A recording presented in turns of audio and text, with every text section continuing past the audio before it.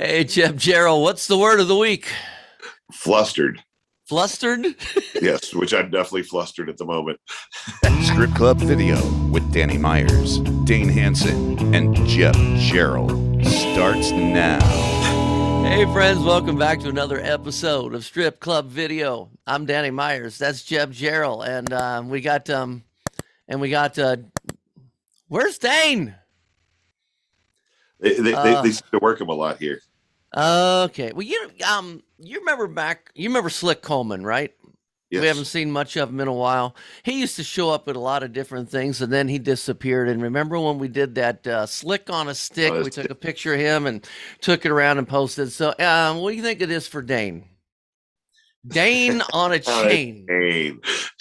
Dane on a chain. We just have to have that hanging around in the back, just right there, just Dane on a chain.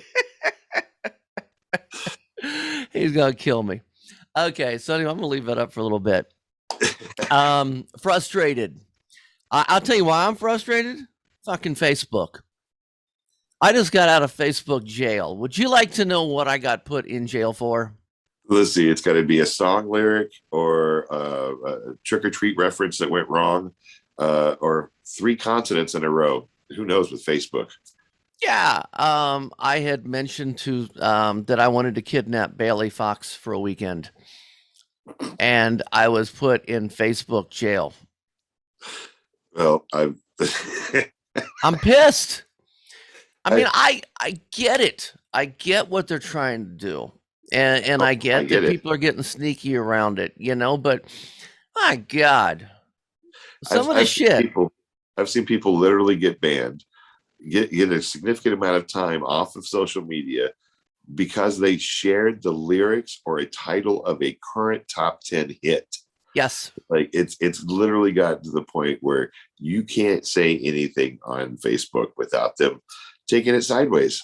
Mm-hmm. I rarely post anything anymore. But the amount of stuff that I post on Facebook is down 90%. Yeah. I mean, I don't even really I didn't think there would be anything wrong. I mean, I'm not posting boobs. I'm not posting any of the stuff. It's just now they're so worried about, language. As I said one time, they nailed a photographer friend of mine for telling a model he wanted to shoot her. And it's just, come on. Your algorithms are getting a little crazy right now. I love the way they're trying to censor the American language, which is basically created to not be censored. Anytime you come up with a word that's no longer acceptable, we'll simply find three other words that mean the same thing. Yeah. It's good luck to them. Yeah. Crazy. Good luck with that crazy idea. Oh, so what's got you flustered? Well, man, the hardest part is keep going. In our line of work, we grind it out every week, and it's real easy to get caught up in a negative frame of mind or a negative emotion on a daily basis, and that's kind of frustrating and flustering to get through. Yeah. But as long as I've been in this career, I've developed certain tools in the toolbox to help me get through and keep it going fresh. Try not to get hung up on the small things. I don't scream at my floor guys. Me and my VIP host get along great. Mm-hmm. We've definitely come a long way in 20 years. Well, that brings up a good point for a subject for today. Because I see and I hear, and you do too, and I don't mean to pick on DJs. It's just that we're part of a DJ forum. And so we talk more DJ stuff, but what I'm going to talk about today, it affects entertainers, it affects floor people, it affects managers and everything. But I think there's this frustration, this flusteration. Is that a word? It is now. Flusteration. I don't know. It's probably on the banned list of Facebook, but there's this frustration about when things don't go your way, and DJs do it a lot. They go into shutdown mode. I didn't get my way, so fuck this place. And here's a prime example, the one that I see a lot. My girls aren't showing up to stage. I'm calling them. They're not going. I'm the floorman or over there in the corner, just trying to hit on this girl here. Manager's in the office; he's nowhere to be found. So I'm just if they're not going to worry about me having an empty stage, I'm not going to worry about having an empty stage. You see that a lot on the forum, that kind of a thing. I do see when they've given up and it just sort of stops. There's 90 different ways to handle every situation. 89 of them are probably negative. You really Mm-hmm. have to find the one positive to turn that around. And especially for a lot of these DJs are very far away from the action. They might be on the second floor in a broom closet with a window that barely looks out at the stage, and for them to be involved in that part down on the floor is difficult. So all they have is their voice to encourage people to make it to stage, or Mm-hmm. cracking radio that nobody can understand what the hell the floor guy is saying. It can be very frustrating, and it can be real easy just to say fuck it and not give a fuck, and really just fuck your show off for the next half hour. Mm-hmm. I mean, it's easy for me to sit there and say, don't get flustered, frustrated. I'm going to combine those two words again. But then I have to remember, I'm in a great club that is a well run, well oiled machine. I haven't always been at great, well run, well oiled machines.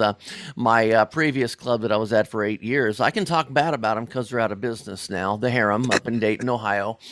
I mean, I'd sit there. I was on the second floor, same thing that you were just talking about.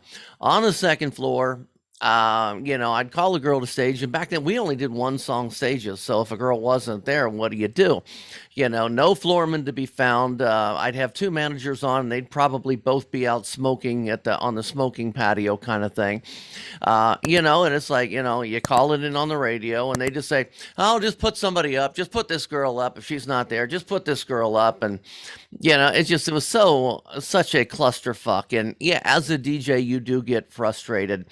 I'm in a golden situation now. We have a set rotation, and if a girl doesn't show up to stage, normally the floorman catches it, and if they don't, I pop it on the radio, and they instantly go find her. So, but yeah, I think what I see a lot of these DJs do is they don't know how to keep it together when things are falling apart around them, without taking this "I don't give a shit" attitude. You flip out. The best way, in my opinion, is instead of just keep trying, the people around you, try to make them better. I mean, I know it's not always, everybody isn't in a good situation where they can do that, but don't give up on your own self, because if you start punishing the girls because they're missing stage, that's a ridiculous thing. I don't think the DJ should ever be a disciplinarian. Well, in some club situations are sort of forced to be, but that makes it's almost kind of productive for a DJ to have to be the one in control. There are some tricks that I'll share with when that situation starts to happen. Good. Most people actually shut down where they're on the microphone. Things aren't going their way. Their tone, their attitude, the energy that's coming out of that voice, it just shuts down. You're like, Tina to stage, Tina, next one up is Tina, and don't care about it at all. I found if you completely fake it and crank it up to like it's a Friday night party and there's 90 girls lined up to go to stage in your mind, and just pretend, within a stage or two, everything seems to go back to normal, because the energy sort of takes over out of your voice and makes people want to go back towards that stage, or the girl to make it to the stage, versus compounding the negative situation by me not giving a fuck anymore and my voice definitely sharing that with the crowd. If I fake that emotion completely 180 from what the situation is, it seems to go away a lot faster. Rather than 35 minutes of me being pissed off because that girl 9 girls ago didn't make stage, we've gotten past it before the next girl even finally hits the stage. Mm-hmm. What's your thoughts on the DJ calling a girl out on the microphone? Late for stage again. There's obviously there's a rude way to do it, and there's a humorous way to do it. What do you think of each? I have been guilty of doing the worst ways, without a doubt. I've only learned how to do things the right way by fucking it up a bunch. So I definitely never do anything negative at all, ever on the microphone in an interaction with an entertainer, period. Now, if you've got a humorous way to insinuate some joke there with the lateness to stage to the point where she's laughing along with you, no problem. But good luck, because it's a hand grenade that could blow up in your face at any time. Mm-hmm. The best advice I can give you is just stay positive and try to cover up, ignore, or make disappear anything negative at any time throughout your show. But it does happen. I've been Yeah. guilty of it where I've said the absolute worst fucking things, or wait until her foot finally hit the stage and then hit rewind and start the song exactly over and just stared at them. I've done all of those things. I don't. It doesn't make your life better, I promise. That messes up the dance counting though. So when you start a song back over, I mean, that means if you got girls up doing dances right now, that 3-minute song just turned into a 5-minute song. So you're punishing the wrong person by doing something like that. I mean, I've been guilty of, when you're working clubs where the girls can have their cell phones on the floor, I've been guilty of, looking out there and going, looking for Tina. Oh, there's Tina over there. Her face is in the phone. Somebody text Tina and tell her she's on stage right now, please. Those kind of things. But, I mean, those are, you get the crowd kind of in a humorous mode. I think there's some clubs that you can do that and some clubs you can't. I wouldn't do it at my current club, but trust me, there's clubs in the past I would have done that, or damn, this girl's skinny. I can barely see her on stage. Oh, wait a minute, she's not there. All those little different things. We used to have ninja strippers. You can't see her. She's just moving so fast. Yeah. I've had a few of those back in the day. So I guess really the answer is you have to figure out what kind of club you're in. To know whether or not you can do those things. But the bottom line is never ever punish a girl. I mean, we're all there to make money. I know there's times that the room gets lazy. There's times that maybe 4 girls just went on stage and nobody tipped them, so now they're all kind of in shutdown mode. But you can't go in shutdown mode with them. I mean, we have to be above it. We're DJs. We're going to be in this industry for years and years and years. The entertainers are probably, what's the average? A year or two. I mean, some last a long time, but some stay in for a month or two. I mean, this isn't their career. They can give up on it anytime. We don't give up on it. So, I think the biggest thing is I'm trying to think. I don't want to say don't bring yourself down to their level, because I'm not trying to insult entertainers, but I'm trying to think of the right way to word this. I probably already worded it wrong. Don't get caught up in the negativity. Yeah.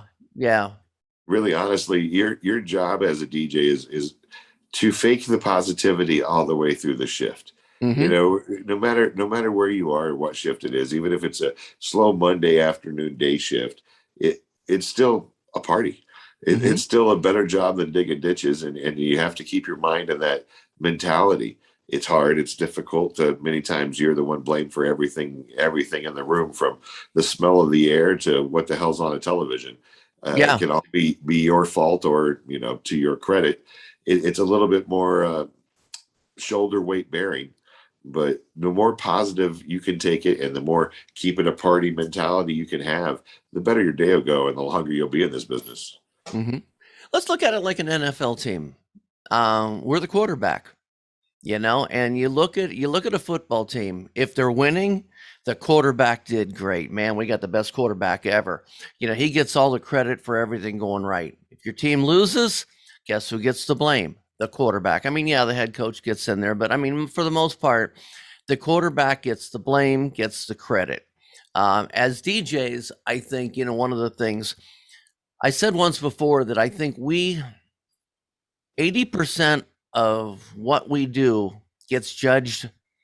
They judge us 80% of what they think we're doing. We get, like, maybe, I don't even know how I'm wording this. 20% of what we do is what we get judged 80% on. That's what I'm trying to say.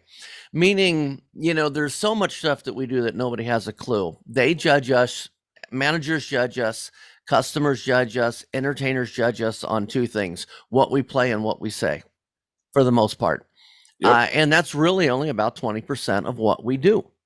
So, I mean, sometimes we get blamed for shit that we shouldn't, but sometimes we probably get credit for stuff we did too. or credit for stuff we didn't do. Either Yeah. way, Yeah. without a doubt. Anything else you want to add on this? Just staying positive. I think we covered a lot, but anything else? Well, it really starts from the second you get out of your car. I always have a moment. Sometimes a moment's longer than a moment in the vehicle, trying to get my mind right and prepared for the act of the day. We always encourage our entertainers to realize that it's a performance from the second they're on the floor, not necessarily on the stage. It's the same thing for a DJ. Our performance comes from our attitude and direction of the day, and it starts the second we hit the front door. So I always kind of prepare myself for that. Uh, Take any opportunity where things are starting to get negative to try to enforce your positivity on the situation. It's corny, and I'm stealing this from one of my bosses, which if they watch, they're going to take full credit for it. But we're basically a happiness manager. And the better we can do that, and the better we become at that job, one, our money goes up, hands down. Two, the amount of fun the day is increases. A really crappy day can seem like it lasted 3 days long. A fun day, a 10-hour shift is over in a moment. Mm-hmm. So, really maintaining that level of happiness and positive energy goes a long way. And it does affect your pocketbook. It affects the club. It affects the energy. I couldn't express it enough. Yeah, it's hard to stay positive when things around, like when you get judged for things. I think you have people around us also need to realize that we are trying to throw a party. And, okay, so you got 5 people down there that are lazy. We're still trying to throw the party. Quit coming up and complaining to us. I tell people, you're not going to bring me down to your mood. You are not, no matter what's going on, no matter what happened down there, you're not bringing me down to your mood. And stay positive no matter what. And that's a hard thing to do, especially like, I don't have it here, but when managers come down and they just start chewing you out for something you played. I mean, I get the I didn't really care for that song, can we not play it again? Yeah, that's fine, cool. But when they come up and they chew you out over a song or something, that just ruins the night. That sucks the party out of the DJ right there. Well, that's a management skill that they have to learn. And once again, dealing with DJs in a large group, it's very similar to dealing with entertainers. They're emotionally driven. And unless the situation calls for an immediate need for the manager to interact with that DJ on that situation, save it for the end of shift.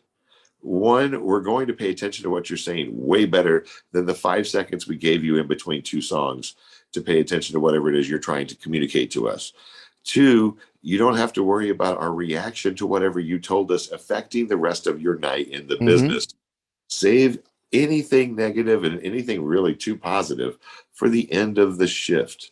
We are emotional creatures. We are humans, and we are trying to throw the party the whole night. Don't throw a wet blanket on it when you're bitching about one thing that didn't really impact the night, and you could save the bitching for the end of the shift. It's definitely highly recommended. The smarter managers save it for the end. Yeah, I'll tell you a funny story. It happened to me the other day. My manager messaged me, and he really liked the light show I was doing. He said, "Man, it's a really good light show you're running, right?" So the positive things you want to do those, because you know what Then you're doing lights all got me night. to do? It got me to do say, "Hey, somebody's actually paying attention," because the lights are subliminal, and then all of a sudden, for the next 20 minutes, I'm busting ass out on light shows. Or, man, I really, your music's on fire tonight. Man, when a manager tells me my music's on fire tonight, if it ever happened, I would start playing. You know what I mean, though. I just think that we're creatures of ego, and we need pumped up like everybody else does. We know we're being judged, and sometimes well, I shouldn't say we know we're being judged. Sometimes we forget that we're being judged, and sometimes you just hearing it from somebody, whether it's your manager or a customer and an entertainer. Man, the energy is really good in here. It forces you to take your energy even higher. Any of the managers watching this, try this little trick. Try to spend 30 minutes of your night walking around complimenting everybody you see in some way that they don't know you're doing it. You can't let the world know you're trying this trick. But go around the room and just half an hour compliment every freaking staff member, DJ, customer, entertainer, and then sit back and watch what you just did to your room. it's amazing to watch when you spread positivity around a strip club. You light the party up. The managers can really do it. DJs, the ones that are stuck in a booth on the second floor, they have a hard time. They can only do it with their voice. Mm-hmm. But a manager walking around, man, they can light a club up just the same way they could bring it all down. Walking around griping at everybody, it'll just make it the gloomiest room in the world. Mm-hmm. We are creating a party.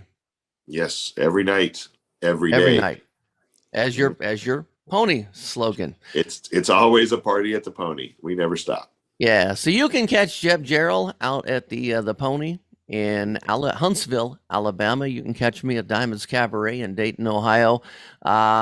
Share the show, like the show, subscribe, all that fun stuff, and we're gonna keep doing these weekly. Yeah, whether we got where to go. We got to bring, you gotta bring Dane on a There. chain. There it is. There's Dane on a chain.